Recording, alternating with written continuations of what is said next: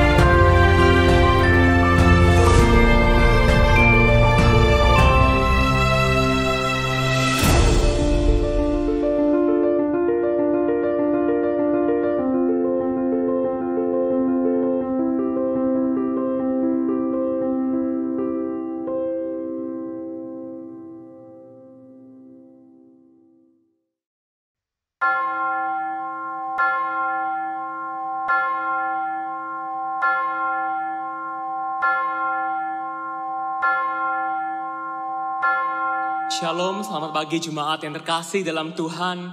Hari ini mari kita bersama bersyukur sebab kita telah dipanggil Allah untuk datang, meninggikan dan menyembah-Nya. Mari saya undang kita bersama bangkit berdiri dan berdiam diri di hadirat-Nya yang Maha Kudus.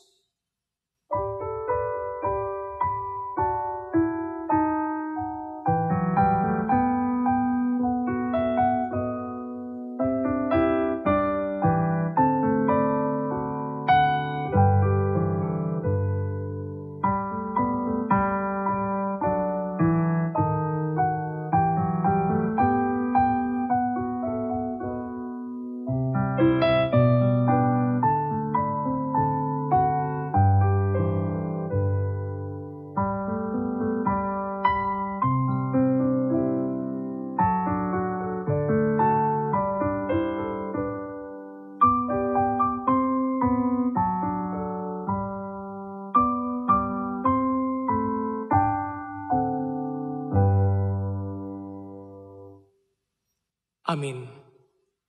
Pertolongan kita adalah dalam nama Tuhan yang menciptakan langit dan bumi. Turunlah atas kita sekalian damai sejahtera dari Allah Bapa, Allah Putra, dan Allah Roh Kudus. Amin. Hormat diberi.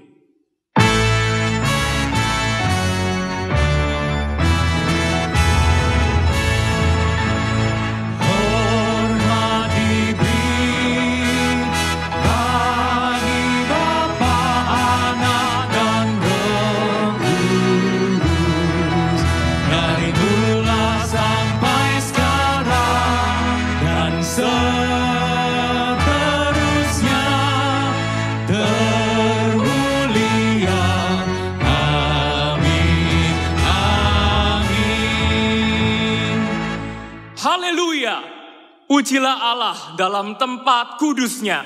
Pujilah Dia dalam cakrawalanya yang kuat. Pujilah Dia dengan ceracap yang berdenting. Pujilah Dia dengan ceracap yang berdentang. Biarlah segala yang bernafas memuji Tuhan. Haleluya. Tuhan, Engkaulah Raja kami, Engkaulah harapan kami. Kami memuji Engkau, meninggikan. Bagi Engkaulah, hanya bagi Dialah segala hormat dan pujian kita. Mari kita puji Dia Allah kita, bagi Dia.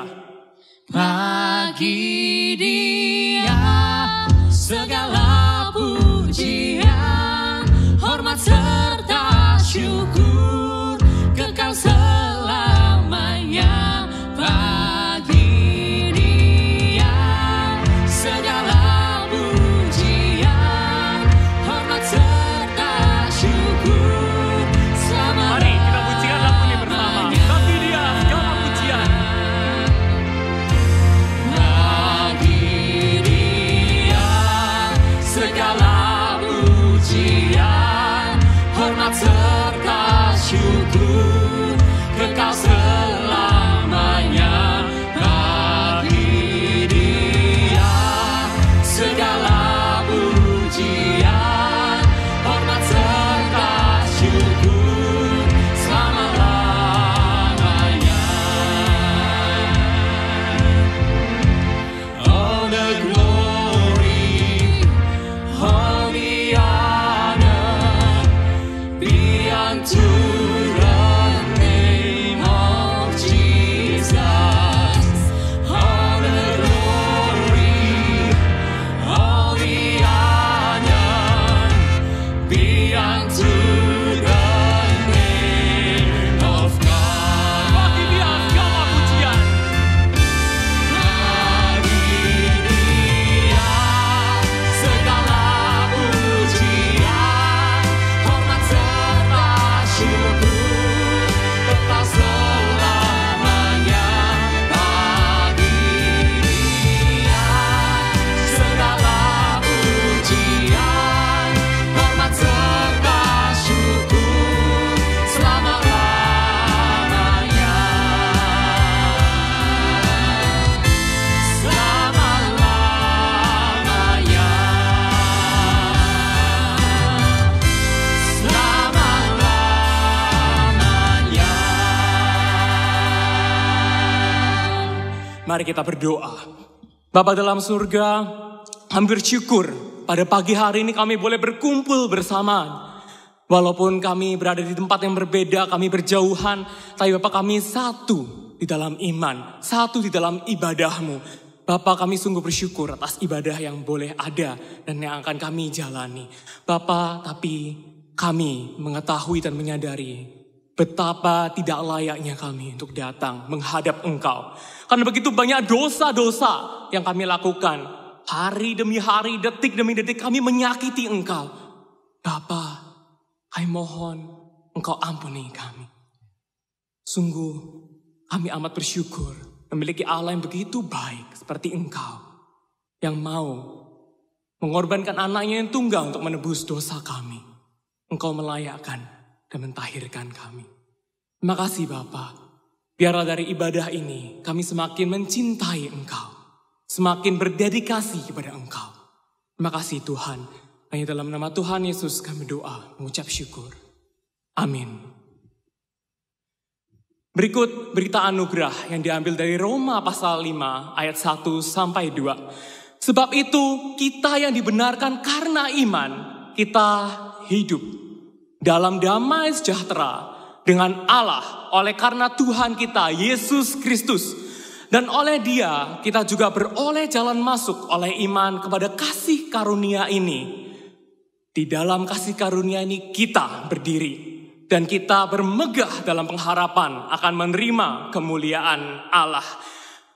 Bapak Ibu Saudara yang terkasih dalam Tuhan, dipersilakan kembali duduk. Mari kita puji tinggikan Allah kita yang telah beranugerah kepada kita. Dengan sukacita kita pujikan, sukacita ku sembahkan.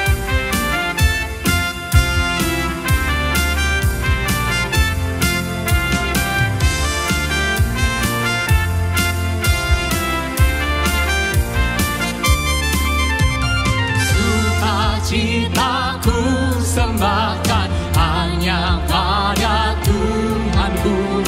Hatiku bagaikan bunga mekar karena sinarnya. Awan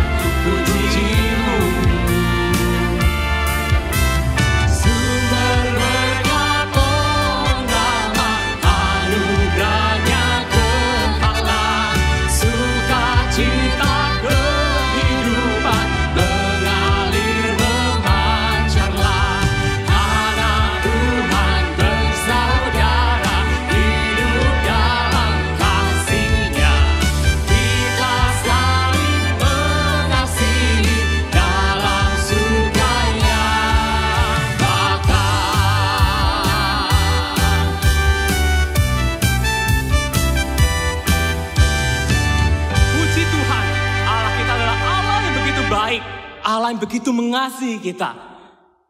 Bapak Ibu Saudara yang terkasih dalam Tuhan, sebentar kita akan bersama menaikkan doa-doa kita.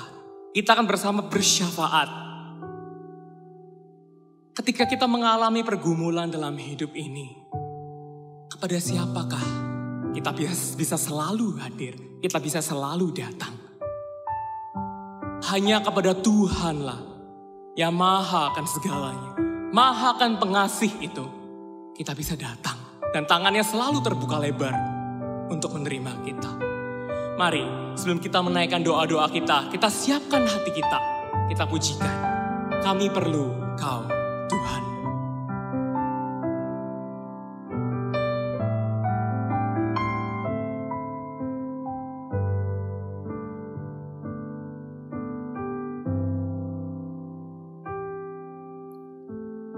Kemanakah kami mencari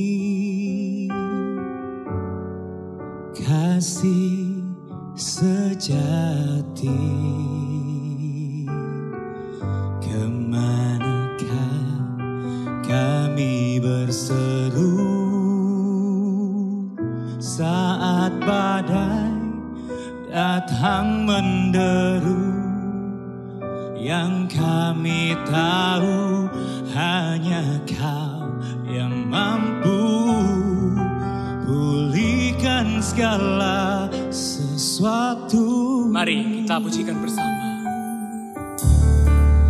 Kemanakah kami mencari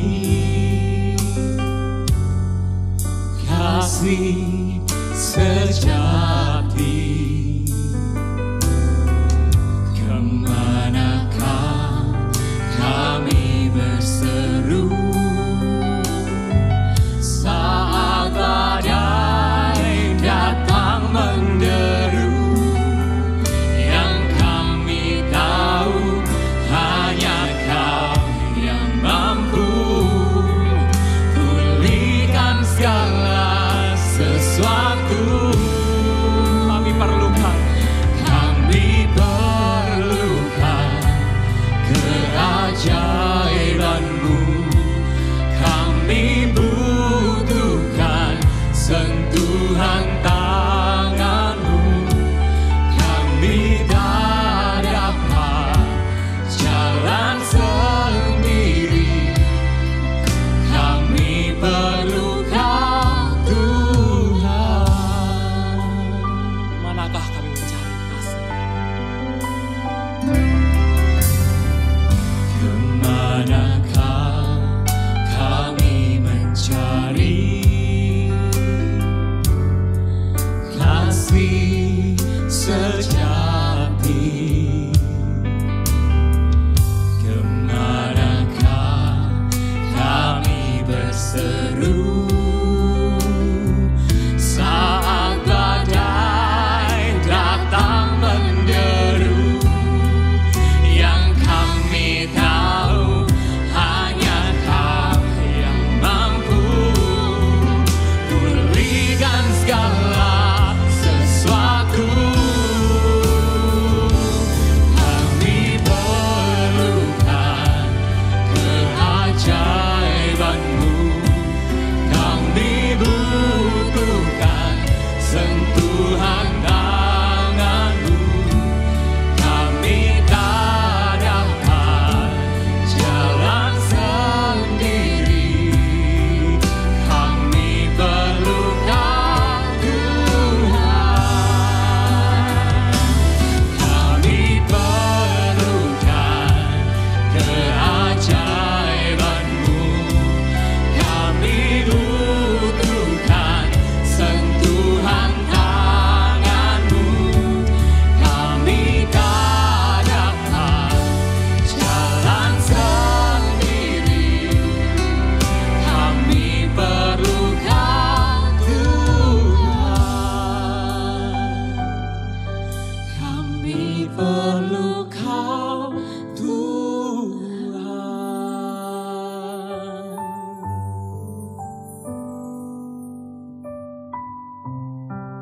Mari kita pada Allah yang begitu baik dan yang membuka tangannya untuk kita. kita menaikkan beberapa pokok doa kita. Mari kita bersama berdoa. Bapa dalam surga, kami bersama berdoa. Membawa doa-doa kami. Yang pertama, kami rindu untuk berdoa untuk kondisi jemaat-Mu. Bapa, seperti yang Kau tahu, Indonesia bahkan di seluruh dunia dalam keadaan yang begitu kritis. Secara kesehatan, secara ekonomi. Bapa, bahkan beberapa dari jemaat-Mu, mungkin banyak bahkan dari jemaat-Mu, terkena dampak dari krisis ini. Bapa, kami berdoa. Kami mohon kekuatan dari Engkau. Kekuatan yang menopang kami melalui krisis ini. Melalui kesulitan ini. Berdoa buat rekan-rekan jemaat-jemaat yang mungkin terkena PHK. Mungkin yang sedang terdampak dari COVID. Bapa, kiranya kasih-Mu yang besar itu ada dan beserta dengan mereka. Kalaupun memang mereka harus mengalami kesulitan itu, kami percaya Engkau adalah Allah yang baik, yang akan berjalan bersama dengan semua jemaat. Kami mohon kasihanilah jemaat-Mu ya Tuhan. Bapa, yang kedua kami bersama mau berdoa untuk negara kami. Bapa, kami tahu negara kami sedang dalam keadaan yang begitu bergumul secara ekonomi. Bapak, kami mohon kiranya Kau sertai para pengambil kebijakan, keputusan. Engkau yang beri hikmat kepada mereka ya Tuhan. Bapak, juga tidak lupa kami mendoakan untuk kesuksesan uji coba vaksin. Bapak, kami benar-benar hanya bisa berharap kepada Engkau. Tolong Bapak, Engkau yang tuntun. Karena Engkaulah Allah sumber dari segala hikmat. Bapak, mohon kasihanilah negara kami. Bapak, tidak lupa juga yang ketiga, kami bersama mau berdoa untuk pendidikan di Indonesia. Banyak sekali pergumulan dan problema yang dialami karena terdampak dari pandemi ini. Banyak dari mereka yang susah mengemban pendidikan. Banyak dari mereka yang susah untuk melakukan pendidikan secara online. Bapak, kami mohon kasihanilah mereka. Bapak, kami mohon biarlah ada jalan-jalan, ada orang-orang yang Engkau sentuh hatinya untuk menolong. Biarlah ada kebijakan-kebijakan yang baik. Biarlah setiap anak-anak di Indonesia ini dapat mengemban pendidikan, mengikuti pendidikan yang baik, yang lancar. Terima kasih Tuhan. Kami berdoa, kami benar-benar hanya bisa memohon kepada Engkau. Kami membawa seluruh doa kami dan permohonan kami sesuai dengan doa yang pernah diajarkan Tuhan Yesus. Bapa kami yang ada di surga, dikuduskanlah nama-Mu. Datanglah kerajaan-Mu, jadilah kehendak-Mu. Di bumi seperti di surga. Berikanlah kami pada hari ini makanan kami yang secukupnya. Dan ampunilah kami akan kesalahan kami, seperti kami juga mengampuni yang bersalah kepada kami. Dan janganlah membawa kami ke dalam pencobaan, tetapi lepaskanlah kami dari yang jahat. Karena Engkaulah yang mempunyai kerajaan, kuasa dan kemuliaan sampai selama-lamanya. Amin. Bapak Ibu Saudara, saya mengundang kita bersama-sama untuk bangkit berdiri. Mari kita mengikrarkan pengakuan iman kita. Pengakuan iman rasuli yang berbunyi demikian. Aku percaya kepada Allah, Bapa yang Maha Kuasa, Khalik langit dan bumi, dan kepada Yesus Kristus anaknya yang tunggal Tuhan kita, yang dikandung dari Roh Kudus, lahir dari anak darah Maria, yang menderita sengsara di bawah pemerintahan Pontius Pilatus, disalibkan, mati dan dikuburkan, turun ke dalam kerajaan maut. Pada hari yang ketiga, bangkit pula dari antara orang mati, naik ke surga, duduk sebelah kanan Allah, Bapa yang Maha Kuasa. Dan dari sana Ia akan datang untuk menghakimi orang yang hidup dan yang mati. Aku percaya kepada Roh Kudus, gereja yang kudus dan am, persekutuan orang kudus, pengampunan dosa, kebangkitan tubuh, dan hidup yang kekal. Amin. Bapak, Ibu, Saudara yang dikasihi dalam Tuhan, silakan untuk kembali duduk. Sebentar kita bersama akan mendengarkan firman Tuhan.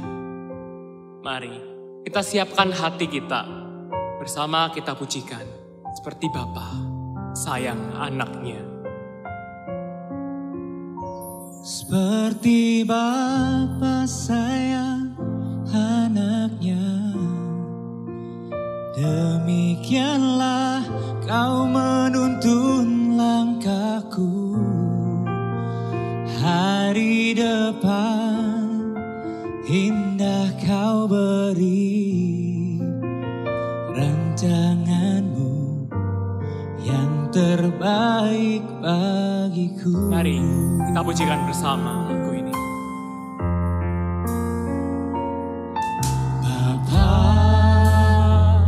Besar sungguh kasih setiamu, nyata sungguh perlindunganmu, tak satu kuasa mampu pisahkan aku dari kasih-Mu.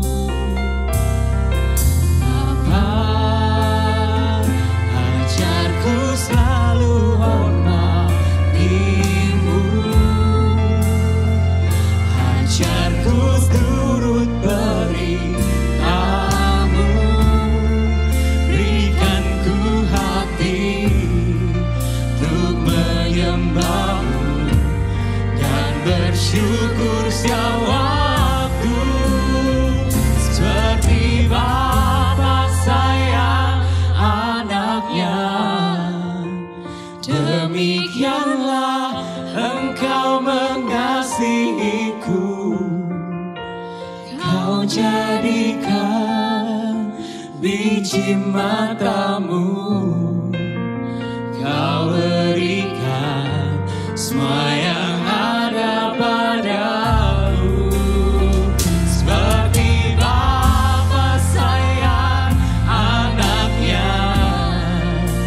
Demikianlah kau menuntun langkahku, hari depan indah kau beri, rancanganmu yang terbaik bagiku.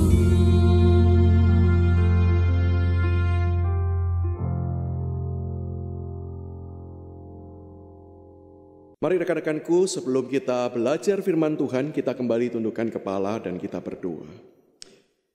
Bapa di sorga, hari ini kami kembali datang ke hadapan Tuhan. Kami ingin membuka hidup kami untuk boleh dikoreksi, untuk boleh dievaluasi. Dan kemudian Tuhan, setelah Engkau nyatakan apa yang salah, apa yang kurang, tolonglah kami dengan anugerah-Mu untuk kami boleh hidup di dalam kebenaran. Tuhan, berbicaralah kepada setiap kami. Pakailah hamba-Mu yang lemah dan terbatas ini untuk boleh menyatakan segala kebenaran firman Tuhan. Dengar doa kami, demi Yesus Kristus kami berdoa, kami berserah diri. Amin. Mari rekan-rekanku, saya mengajak setiap kita boleh memperhatikan satu bagian firman Tuhan yang terambil dari Injil Yohanes pasal yang kedua, ayat yang pertama hingga ayat yang ke-12. Ayat yang ke-11 lebih tepatnya ya. Yohanes pasal yang kedua, ayat yang pertama hingga ayat yang ke-11. Saya akan membacakan bagi setiap kita, demikianlah bunyi firman Tuhan. Pada hari ketiga, ada perkawinan di Kana yang di Galilea dan ibu Yesus ada di situ. Yesus dan murid-muridnya diundang juga ke perkawinan itu. Ketika mereka kekurangan anggur, ibu Yesus berkata kepadanya, mereka kehabisan anggur. Kata Yesus kepadanya, mau apakah engkau daripadaku, ibu? Saatku belum tiba. Tetapi ibu Yesus berkata kepada pelayan-pelayan, apa yang dikatakan kepadamu, buatlah itu. Di situ ada 6 tempayan yang disediakan untuk pembasuhan menurut adat orang Yahudi. Masing-masing isinya 2-3 buyung. Yesus berkata kepada pelayan-pelayan itu, isilah tempayan-tempayan itu penuh dengan air. Dan mereka pun mengisinya sampai penuh. Lalu kata Yesus kepada mereka, sekarang cedoklah dan bawalah kepada pemimpin pesta. Lalu mereka pun membawanya. Setelah pemimpin pesta itu mengecap air yang telah menjadi anggur itu. Dan ia tidak tahu dari mana datangnya, tetapi pelayan-pelayan yang mencedok air itu mengetahuinya. Ia memanggil mempelai laki-laki dan berkata kepadanya, Setiap orang menghidangkan anggur yang baik dahulu, dan sesudah orang puas minum, barulah yang kurang baik. Akan tetapi engkau menyimpan anggur yang baik sampai sekarang. Hal itu dibuat Yesus di Kana yang di Galilea sebagai yang pertama dari tanda-tandanya. Dan dengan itu ia telah menyatakan kemuliaannya, dan murid-muridnya percaya kepadanya. Demikian jauh firman Tuhan dibacakan bagi setiap kita. Nah, Bapak Ibu dan rekan-rekan sekalian, kalau Bapak Ibu melihat tampilan awal dari presentasi saya sengaja mengambil satu gambar yang diambil dari sebuah film yang populer pada masa-masa pandemi ini, yaitu Money Heist, sebuah kisah film tentang perampokan oleh orang-orang bertopeng. Nah, saya tidak ingin membicarakan tentang film tersebut, saya tidak ingin sedang membicarakan tentang perampokan, tetapi yang saya ingin bicarakan adalah topeng. Satu pertanyaan yang saya ingin tanyakan di awal khotbah, dan saya rindu kita terus menerus boleh memikirkan pertanyaan ini sepanjang kita belajar firman Tuhan ini. Pertanyaan ini adalah, apakah saat ini hidup kita sedang menggunakan topeng? Apakah saat ini hidup kita sedang menggunakan topeng? Tentu yang saya maksudkan bukan face shield, bukan juga masker, tapi adakah hidup kita itu sedang memakai topeng untuk menutupi sesuatu di dalam diri kita? Apa sih yang biasanya itu kita tutup-tutupi? Bisa jadi yang pertama berbicara tentang adanya kekurangan, adanya keterbatasan.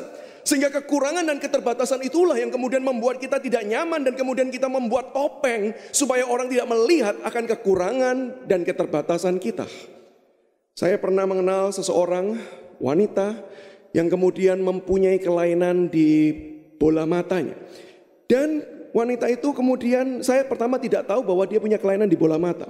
Tetapi saya mulai curiga karena sang wanita itu rambutnya terurai terus menutupi salah satu bagian wajahnya. Sampai akhirnya kemudian saya tanya, dan kemudian dia cerita bahwa dia mempunyai kelainan, tidak, mata sebelah kirinya tidak mempunyai bola mata, dan kemudian dia belum bisa mengganti dengan bola mata palsu, sehingga kalau dibuka memang sangat nampak aneh sekali. Kekurangan dan keterbatasan membuat orang seringkali berusaha menutup-nutupi atau memakai topeng. Tapi bisa jadi juga kita memakai topeng adalah karena kita mempunyai keberdosaan. Saya bedakan antara kekurangan, bisa jadi itu kekurangan fisik, bisa jadi itu kekurangan tentang sesuatu hal yang bukan menjadi dosa dan salah kita. Tetapi bagian keduanya adalah ketika kita tuh mempunyai kesalahan, ketika kita tuh mempunyai dosa, kita juga seringkali berusaha untuk menutupi hal-hal seperti itu. Bahkan kalau kita membaca Alkitab, sejak dalam Kejadian pasal yang ketiga, ketika manusia jatuh di dalam dosa, bukankah hal pertama yang dilakukan bukan datang untuk mencari pengampunan, bukan datang untuk menyelesaikannya, tapi justru menutupi dosa-dosa tersebut. Atau dengan kata lain, dengan bahasa kita hari ini, memakai topeng. Tetapi saya melihat ada satu alasan yang lebih mendasar. Kenapa seseorang itu hendak menutupi, hendak memakai topeng di dalam kehidupannya? Yaitu karena orang tersebut tidak ingin malu. Rasa malu itulah yang berusaha dihindari. Rasa malu itulah yang berusaha untuk kemudian ditutupi. Baik karena kekurangan seperti yang tadi saya ceritakan, perempuan ini yang malu dengan kekurangannya sehingga kemudian dia menutupi wajahnya. Ataupun seringkali orang berbuat salah, dia menutupi karena apa sih? Mungkin salah satu alasannya ya karena rasa malu. Tidak semua orang menutupi dosa, kesalahan karena sadar hal itu adalah dosa. Tetapi orang seringkali ingin supaya tidak dilihat bersalah. Dia tidak masalah dengan perbuatan dosanya, yang dia tidak ingin tanggung adalah konsekuensi rasa malu kalau dia kedapatan berbuat dosa. Rasa malu itulah yang seringkali membuat kita itu menjaga wajah, sehingga kemudian kita memakai topeng.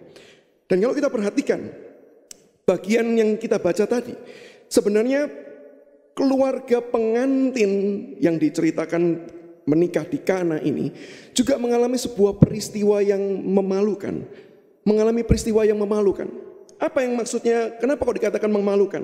Yaitu karena mereka mengalami kekurangan anggur. Mereka mengalami kekurangan anggur. Kenapa kekurangan anggur itu kemudian membuat mereka malu? Apakah malu karena dianggap tidak persiapan? Saya yakin dan percaya kalau kita meneliti jauh lebih daripada alasan itu.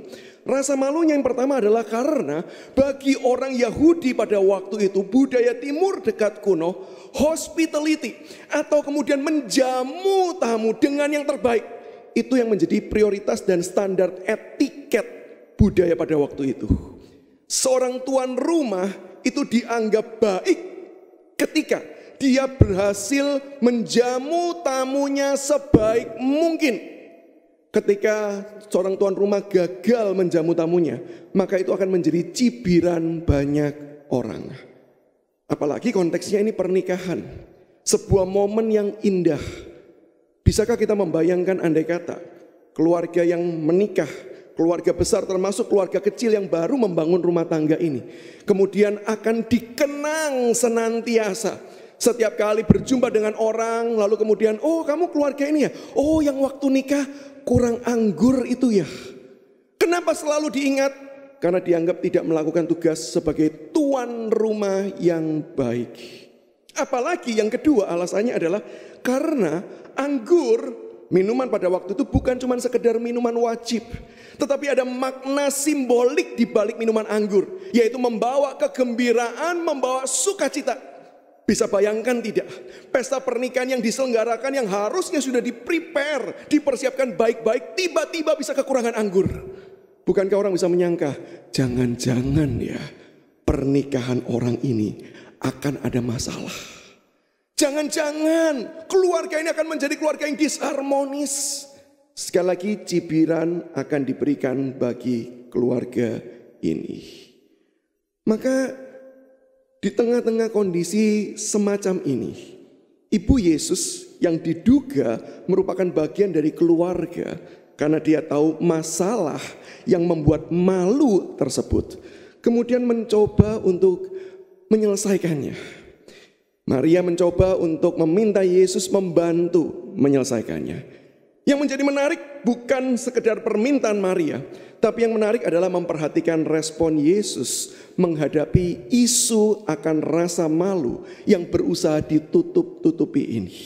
Bagaimana menjadi respon Yesus? Yang pertama, kalau kita melihat Yesus berkarya sebagai Allah bukan sekedar melindungi wajah, bukan sekedar menyelamatkan rasa malu seseorang, tetapi dia bertindak untuk menyatakan kemuliaan Allah, bahkan melalui peristiwa yang bagi orang dianggap sebuah hal yang sangat memalukan. Kalau kita memperhatikan respon Tuhan Yesus ketika ibunya Maria itu meminta bantuannya, Yesus memberikan respon yang aneh. Kenapa bisa dikatakan aneh? Karena dia mengatakan dan menyapa ibunya dengan sapaan Ginai.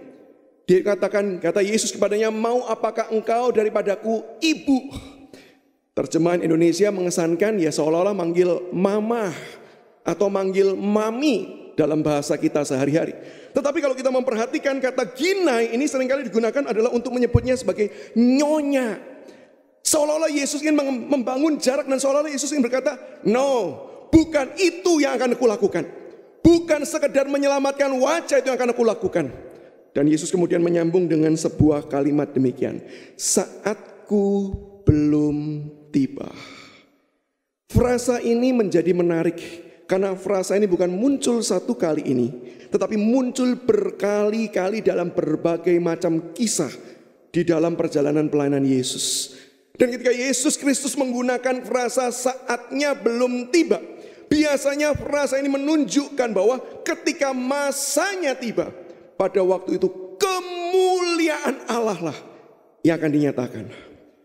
Kalau kita coba melihat lebih jauh ke depan, di dalam kisah, di dalam juga catatan Injil Yohanes, kisah tentang Lazarus. Bukankah Lazarus yang sakit, Lazarus sahabat Yesus yang meminta bantuan supaya dia disembuhkan? Yesus menunda untuk datang. Seolah-olah bagian tersebut juga ingin mengatakan saatku belum tiba. Dan ketika Yesus datang, bukankah kondisinya sudah runyam menurut ukuran manusia? Kondisinya sudah sulit, bahkan mustahil di dalam benak pikiran manusia bisa diselesaikan. Karena Lazarus sudah mati, bukan sehari, bukan 2 hari, tetapi sudah beberapa hari. Bahkan komentar Marta ketika Yesus ingin membuka kubur Lazarus, Marta berkata, sudah berbau, yang menandakan memang waktunya sudah lama. Tapi apa yang terjadi ketika Yesus hadir, ketika Yesus bertindak, ketika saatnya tiba, maka di waktu itulah kemuliaan Allah akan turun. Di waktu itulah kemuliaan Allah akan dinyatakan meskipun melalui berbagai macam kekurangan, keterbatasan, bahkan mungkin melalui rasa malu, mungkin melalui suatu hal yang kita tidak anggap itu menyenangkan, yang ingin kita tutup-tutupi. Tapi justru di tangan Allah, Dia sanggup memakainya untuk menyatakan kebesaran dan kemuliaan Tuhan. Bukankah itu yang juga kita lihat melalui peristiwa orang buta sejak lahir?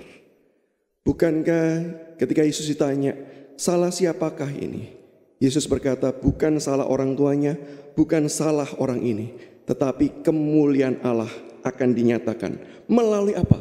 Dengan cara orang itu memang diizinkan lahir buta. Rekan-rekanku, Bapak, Ibu, dan saudara sekalian, saya kinan percaya memiliki kelemahan, memiliki keterbatasan, memang bukanlah sesuatu hal yang menyenangkan. Memang sesuatu hal yang membuat kita rasa malu dan kita itu seolah-olah ingin menutupi dengan berbagai macam cara.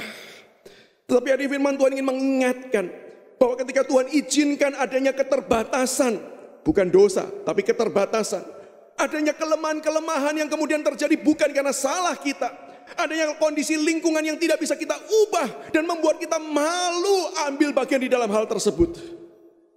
Tuhan mengizinkan semuanya karena Tuhan mau melakukan sesuatu hal, memakainya untuk menyatakan kemuliaan Allah.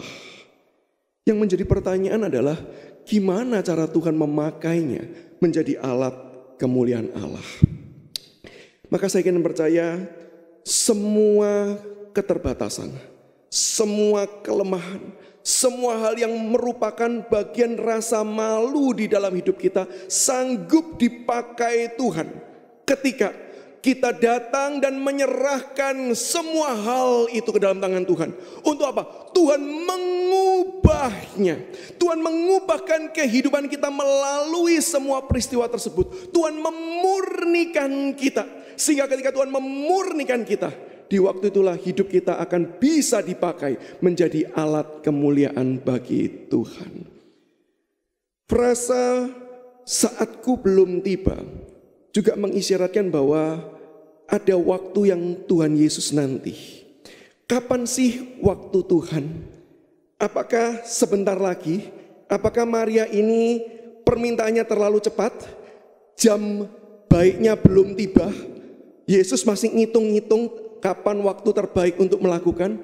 Tentu bukan merujuk dan mengacu kepada hal tersebut.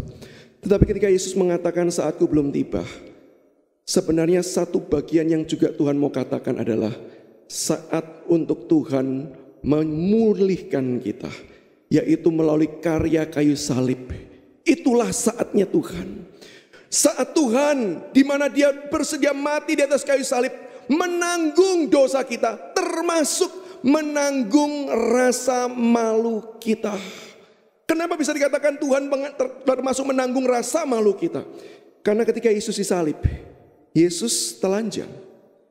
Gambaran-gambaran yang kita lihat menggunakan cawat, tetapi sebenarnya dalam tradisi Yesus ditelanjangi bulat, dipertontonkan area-area kemaluannya. Dengan tujuan apa? Salib bukan cuma tempat membunuh, salib tempat orang merendahkan termasuk harkat dan martabatnya. Dan Yesus ketika disalib dia menanggung semua rasa malu tersebut. Supaya satu hal, rasa malu kita itu bisa dipahami.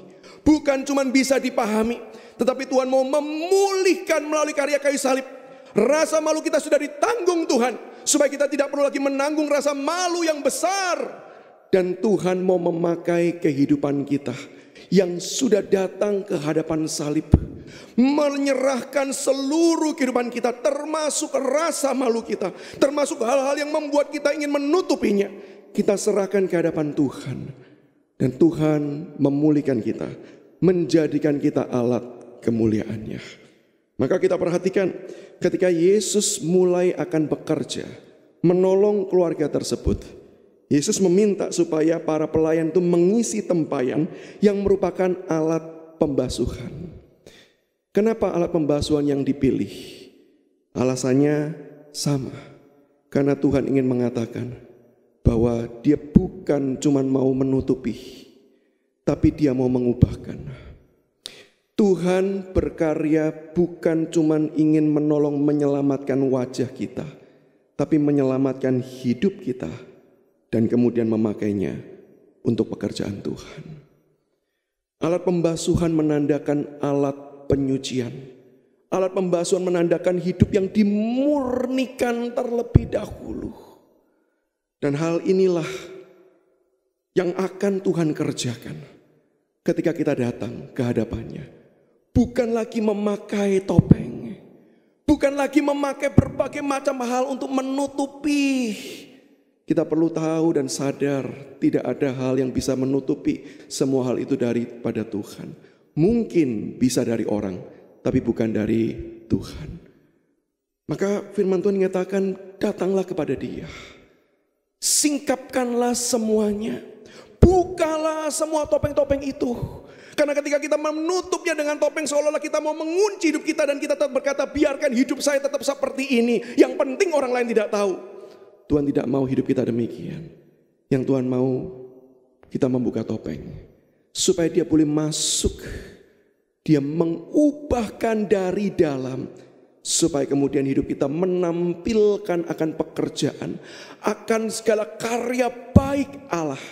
Dan semua perubahan itu akan mendatangkan berkat bagi banyak orang yang memuliakan nama Tuhan. Berbicara tentang diubahkan dari dalam keluar. Saya teringat tentang kisah seorang rekan saya yang satu kali ketika melayani di sebuah acara retreat di luar kota dari Surabaya. Lalu kemudian selesai retreat itu, ada seorang pria yang berkonsultasi dengan dia. Bukan cuma sekedar berkonsultasi, tapi karena ada keperluan, maka dia tanya, "Bapak mau pulang ke Surabaya, boleh saya ikut tidak?"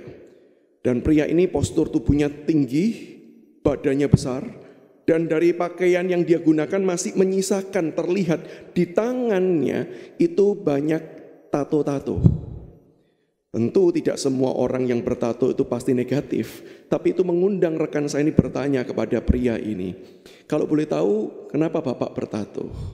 Lalu pria itu sambil menemani dan ikut rekan hamba Tuhan ini perjalanan pulang kembali ke Surabaya, dia mulai menceritakan tentang kisah hidupnya di masa lampau.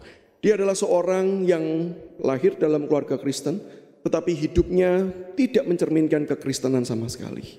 Dia hidup begitu jauh daripada Tuhan, hidupnya nakal, hidupnya sejak pada kecil suka memberontak, melakukan berbagai macam tindak kriminalitas, bahkan sampai kemudian dia harus berkali-kali keluar masuk penjara. Setelah menikah, hidupnya bukan cuma menyakiti orang di luar, tapi bahkan istrinya pun juga disakiti. Tetapi dia cerita bahwa satu kali ketika dia masuk ke dalam penjara karena satu peristiwa, lalu kemudian Tuhan menyapa hidupnya, Tuhan menjumpai dirinya, dan Tuhan mengubahkan kehidupannya. Dan sejak saat itu dia menyerahkan seluruh hidupnya kepada Tuhan. Dia betul-betul berkata, hidup saya mulai mengalami perubahan demi perubahan. Saya mulai Pak rindu untuk kemudian bukan memakai tangan saya untuk memukul, bukan memakai tangan saya untuk kemudian menyakiti orang seperti saya menyakiti istri saya, bahkan saya pernah membunuh orang. Tapi saya ingin memakainya dengan hal-hal yang baik. Sambil perjalanan itu mereka terus bercerita mengenang masa lalu. Lalu rekan saya ini mengajak, yuk Pak, karena sudah jam makan siang kita mampir makan siang dulu. Sambil melanjutkan pembicaraan dan cerita sharing-sharingnya. Tapi karena semua pada waktu itu belum zaman pandemi dan itu jam makan siang, maka restoran yang akan dituju juga penuh sesak. Maka rekan saya hamba Tuhan ini bersama dengan jemaat tersebut berada di mobil mengantri untuk masuk. Tapi mobil yang di belakang itu tampaknya tidak sabar. Terus membunyikan klakson seolah-olah tidak tahu bahwa kondisinya ini memang bukannya tidak mau maju, tapi nggak bisa maju. Sampai akhirnya rekan saya itu ketika cerita dia berkata, saya sebagai hamba Tuhan aja sudah gak sabar. Pingin saya ke mobil belakang dan berkata, sabar Pak, ini antri. Tetapi sebelum rekan saya itu bertindak, jemaat yang tadi cerita mantan kriminal gitu ya, dia izin berkata, Pak mohon izin, saya bereskan dulu. Lalu dia keluar dari mobil, dia menuju ke mobil belakang, dia berbicara sebentar dengan pengemudi mobil tersebut, dan selesai kemudian orang ini masuk dan mobil belakang itu tiba-tiba keluar dari jalur antrian dan pergi.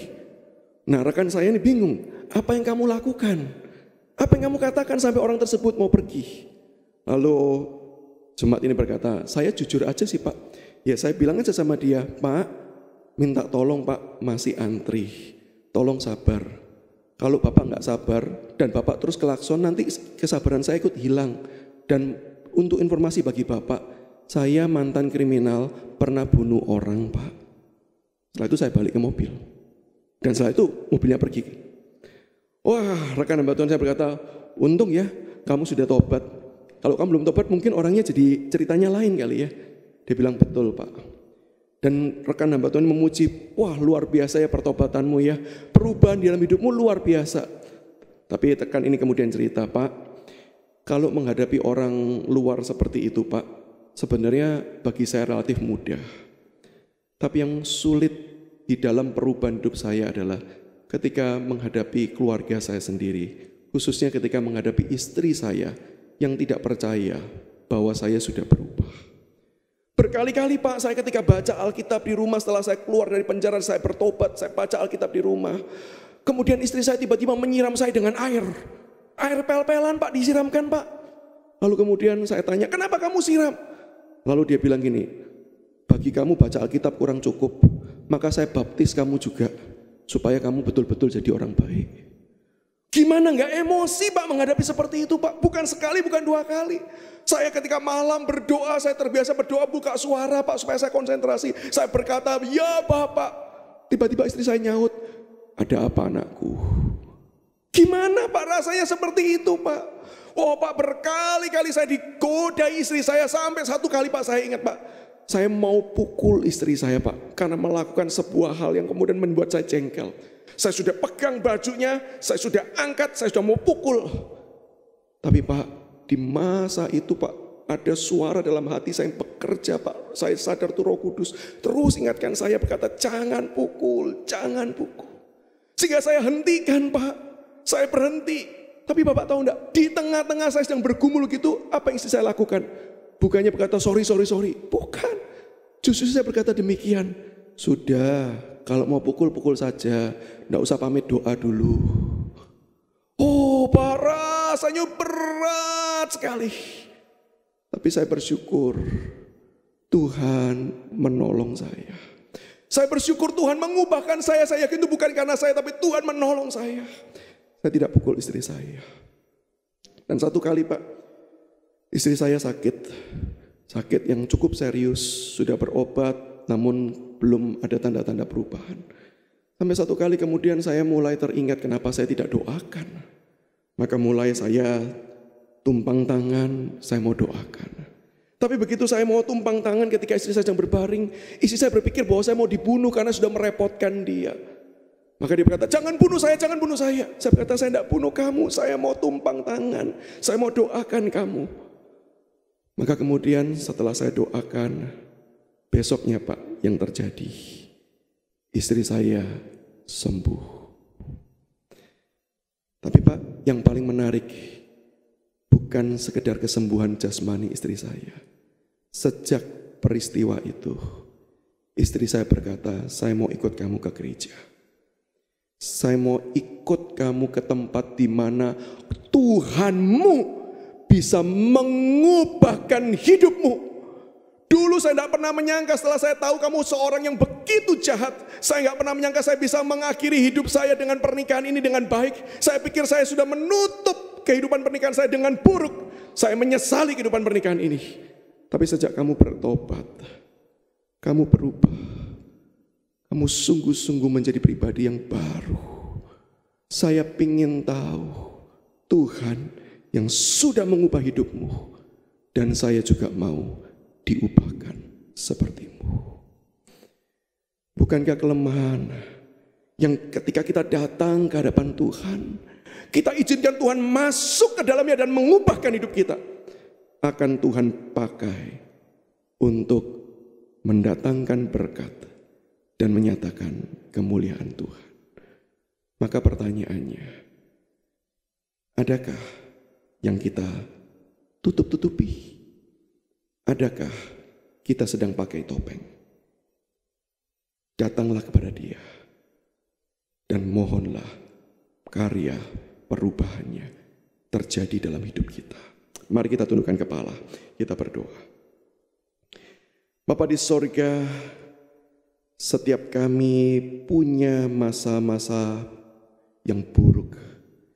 Setiap kami punya bagian-bagian dalam kehidupan yang ingin kami tutup-tutupi karena kami malu. Tapi hari ini firman-Mu mengingatkan kami bahwa semua hal tersebut tidak perlu ditutupi. Tapi justru perlu kami bawa ke hadapan salib Yesus yang sudah menanggung semuanya. Dan supaya Tuhan sanggup memulihkan hidup kami. Sehingga hidup yang dipulihkan itulah hidup yang akan Tuhan pakai untuk menjadi berkat bagi orang lain dan menyatakan kemuliaan Tuhan. Tolonglah setiap kami, bantulah kami. Dengar doa kami. Demi Yesus Kristus kami berdoa, kami berserah diri. Amin.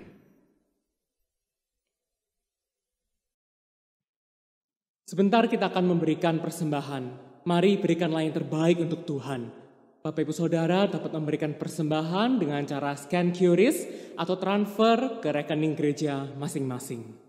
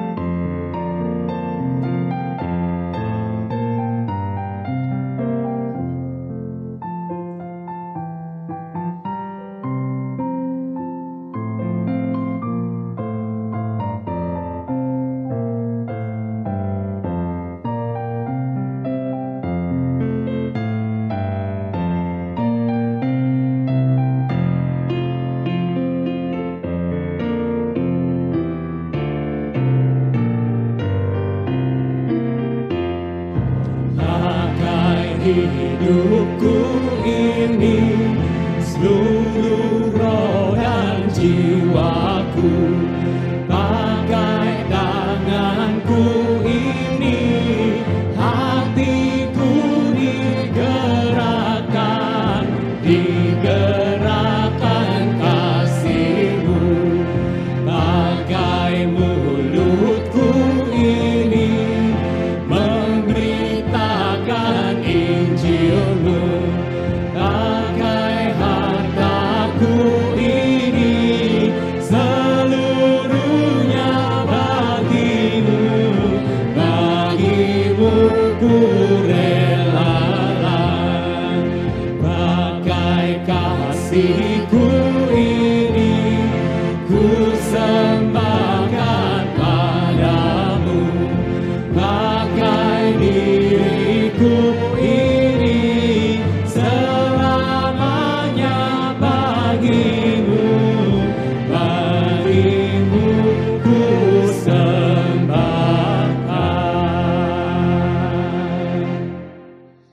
Mari kita bangkit berdiri, kita satu di dalam doa.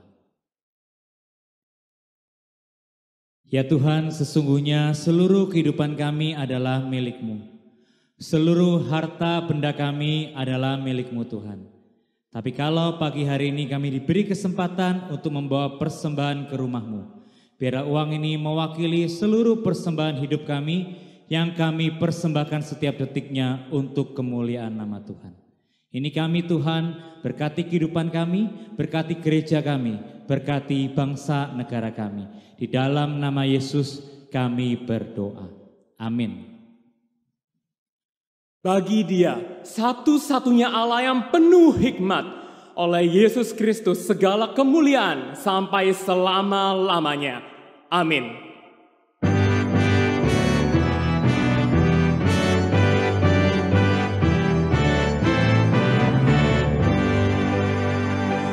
Puji Allah Bapa Putra, puji Allah Roh Kudus, ketiganya yang esa. Pohon selamat sumber berkah.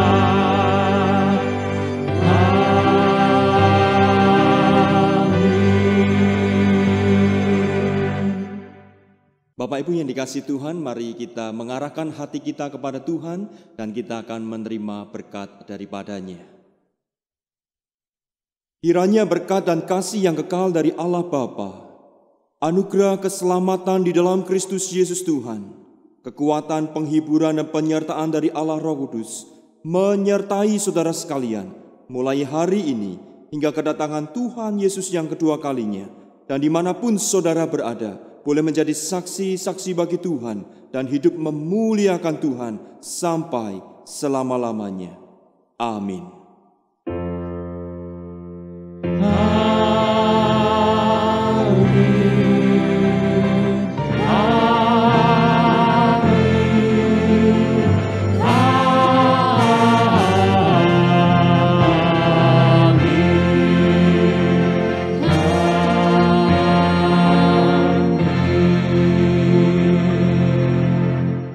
Ibadah kita selesai, silakan duduk, silakan mengambil waktu teduh. Tuhan Yesus memberkati.